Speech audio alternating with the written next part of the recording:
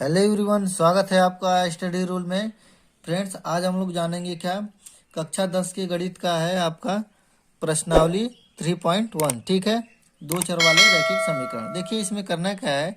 इसका 3.1 का पहला क्वेश्चन है आपका कि आफ्ताब अपनी पुत्री से कहता है 7 वर्ष पूर्व मैं तुमसे 7 गुनी आयु का था। तो देखिए सबसे पहले हम लोग क्या मान लेंगे कि आफ्ताब की उम्र मान लेंगे और पुत्री का भी उम्र मान लीजिए। ठीक है, तो हमने माना क्या, आफ्ताब का उम्र। ठीक है, आफ्ताब का वर्तमान उम्र। ठीक है, वर्तमान मानेंगे। ठीक है,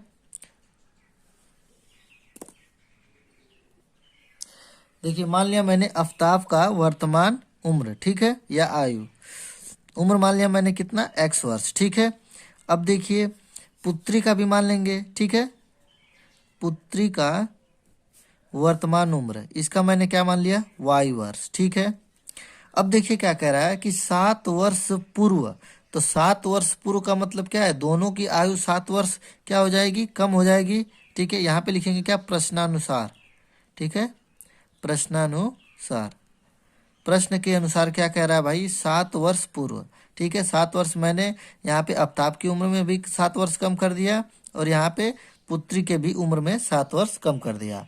ठीक है, फिर क्या कह रहा है कि 7 वर्ष पूर्व मैं तुमसे 7 गुनी आयु का था। तो देखिए 7 गुनी आयु का था, कौन था, पिता 7 गुनी आयु था। तो देखिए ये पिता है आपका और ये है पुत्री। तो आप ये जानिए किसकी उम्र सबसे ज्यादा होगी, पिता की ही उम्र ज्यादा होगी। तो हम लोग समीकरण बराबर करने के लिए गुणा किस में करेंगे, पुत्री के उम्र में। ठीक है, 7 गुनी, तो मतलब 7 गुना हम पुत्री की आयु में कर देंगे तो पिता की उम्र के बराबर हो जाएगा। ठीक है, तो ये हम लोगों का क्या बन जाएगा, पहला समीकरण। तो देखिए अब इसे हल कर लेंगे, x-7, अब इसे गुणा कर देंगे तो ये हो जाएगा आपका 7y माइनस 7×7 = 49। ठीक है, ये हो गया। अब देखिए y को इस साइड ला लेंगे। ठीक है, इधर लाएंगे तो कितना हो जाएगा आपका, x-7y बराबर, ये उधर जाएगा तो आपका जुट जाएगा। ठीक है, ये हो जाएगा आपका -42। ये आपका क्या हो जाएगा, पहला समीकरण। ठीक है, अब देखिए, अब दूसरा देखिए निकालेंगे। दूसरा क्या कह रहा है आपका, दूसरे प्रश्न के अनुसार यहाँ पे देखिए क्या कह रहा है। ये तो पहला हो गया आपका, ये हो गया। फिर क्या कह रहा है, अब से 3 वर्ष बाद। ठीक, अब 3 वर्ष बाद कह रहा है तो दोनों का क्या करना पड़ेगा, दोनों में 3 वर्ष बढ़ाना पड़ेगा। ठीक है, 3 वर्ष मैंने इसमें आफ्ताब की उम्र में भी बढ़ा दिया और क्या कहा, पुत्री की उम्र में भी 3 वर्ष बढ़ा दिया। ठीक है, 3 वर्ष बाद मैं तुमसे केवल 3 गुनी आयु का रह जाऊंगा। मतलब पिता क्या है, 3 गुना आयु का रह जाएगा। तो हम क्या करेंगे, पुत्री में फिर 3 का गुणा करेंगे। ठीक है, 3 का पुत्री में ही गुणा करेंगे तभी पिता की उम्र के बराबर हो जाए, क्योंकि पिता का उम्र क्या है, ज्यादा है। तो ज्यादा है और ये पुत्री का उम्र कम है, तो कम वाले में क्या करेंगे, 3 का गुणा कर देंगे। ठीक है, गुणा कर दिया मैंने, ये हो जाएगा आपका कितना, x+3 = 3y+9 हो जाएगा। ठीक है, अब देखिए 3y को इधर ले जाएंगे लेफ्ट हैंड साइड में तो क्या हो जाएगा, माइनस हो जाएगा, -3y हो जाएगा आपका। ये 9 तो पहले से, ये 3 उधर जाएगा तो घट जाएगा, आपका कितना बचेगा, 6 बचेगा। ठीक है, ये आपका बन गया क्या, दूसरा समीकरण। ठीक है, अब देखिए हम लोगों को क्या करना है, ये तो समीकरण निकल गया। अब क्या कर रहा है, इस स्थिति को बीज गणितीय रूप में, तो बीज गणितीय रूप तो हम लोगों का आ ही गया, ये पहला समीकरण और दूसरा समीकरण। और क्या कह रहा है कि ग्राफ के रूप में भी व्यक्त कीजिए। तो देखिए आप ग्राफ के रूप में व्यक्त करने के लिए कैसे क्या करेंगे, अब पहले वाले समीकरण के लिए हमने मान लेते हैं x ये है और ये y। ठीक है, दो चीजें मान लेंगे। अब देखिए अब क्या करेंगे कि एक बार x बराबर 0 रख के देखेंगे और एक बार y बराबर 0 रख के देखेंगे। तो देखिए इस वाले समीकरण में यदि x बराबर 0 रखते हैं, यदि x बराबर 0 रखेंगे तो y का मान कितना आएगा। देखिए x बराबर यहाँ पे 0 रख दिया, यहाँ पे रख देते हैं, x बराबर 0 रख दिया मैंने, 0, ये हो जाएगा -7y, तो 7y रहेगा बराबर -42। ठीक है, ये 0 का काम खत्म हो जाएगा और ये माइनस माइनस कट जाएगा। अब y बराबर आपका कितना आ जाएगा, 6, 7×6 = 42, 6 आ जाएगा। तो y बराबर 6 लिख देंगे यहाँ पे। अब क्या कह रहा है, ये तो ये मैंने x बराबर 0 रखने पर हो गया।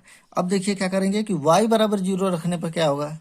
ठीक है, अब y बराबर 0, दूसरा है क्या है आपका कि y बराबर 0 रखने पर क्या आएगा। ठीक है, तो ये देखिए y बराबर 0 रखेंगे इसमें, तो देखिए 7y का मान कितना हो जाएगा, 0 हो जाएगा आपका।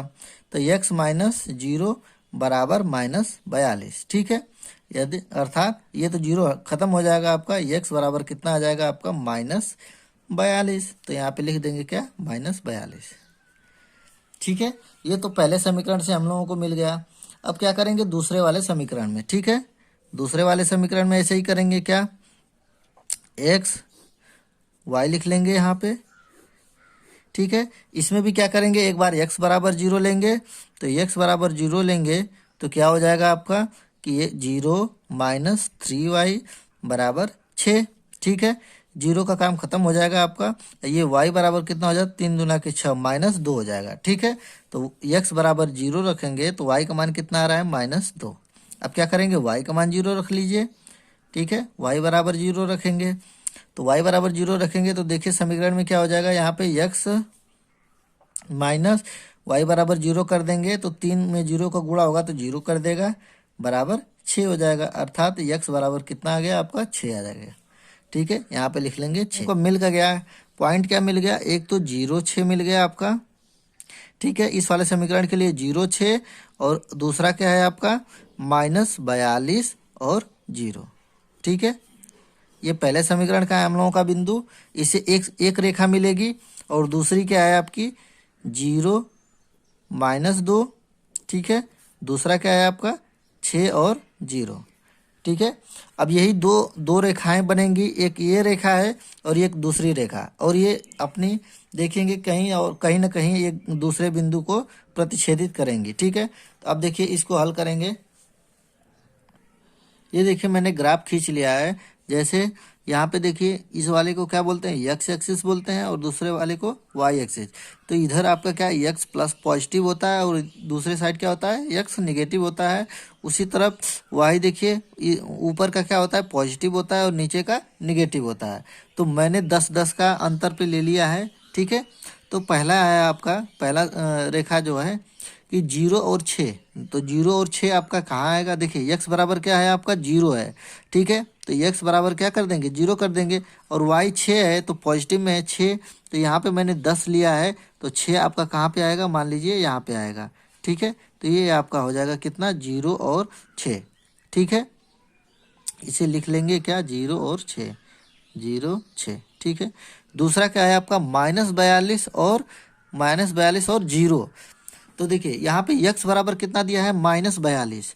तो यहाँ पे मैंने 10 का अंतर लिया है, तो 10 20 30 40 और ये 42 आपका यहाँ पे मान लीजिए आ जाएगा। ठीक है, तो ये हो जाएगा आपका -42 और 0। तो यहाँ पे लिख लेंगे क्या, -42 और 0।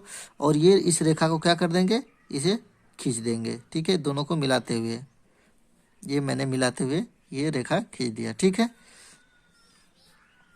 अब देखिए दूसरी रेखा क्या है हम लोगों की कि 0 और -2। तो x बराबर 0 है और y बराबर -2, तो -2 आपका कहाँ पे आएगा, यहाँ पे मान लीजिए आ गया, ये आपका आ गया क्या, 0 और -2। ठीक है, 0 और -2 कर देंगे, यहाँ पे लिख लेते हैं, यहाँ पे 0 और -2। ठीक है, और दूसरा बिंदु क्या है आपका कि 6 और 0 है। ठीक है, तो 6 का है x है, x वो भी पॉजिटिव है आपका, पॉजिटिव आपका आ गया, यहाँ पे 6 आ गया। ठीक है, और y बराबर क्या है, 0 है, तो ये आपका बिंदु हो जाएगा क्या, 6 और 0। ठीक है, 6 और 0, और इस वाली रेखा को क्या करेंगे, दोनों को मिलाते हुए रेखा खींचेंगे, तो ये देखिए आपका ऐसे चली जाएगी।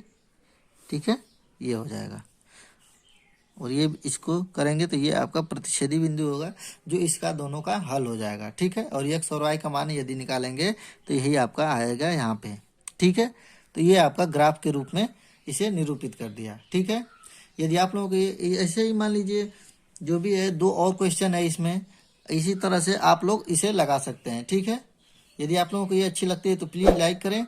यदि आप मेरे चैनल पर नए हैं तो प्लीज़ चैनल को सब्सक्राइब करें। मिलेंगे अगले वीडियो में, तब तक के लिए जय हिंद, जय भारत।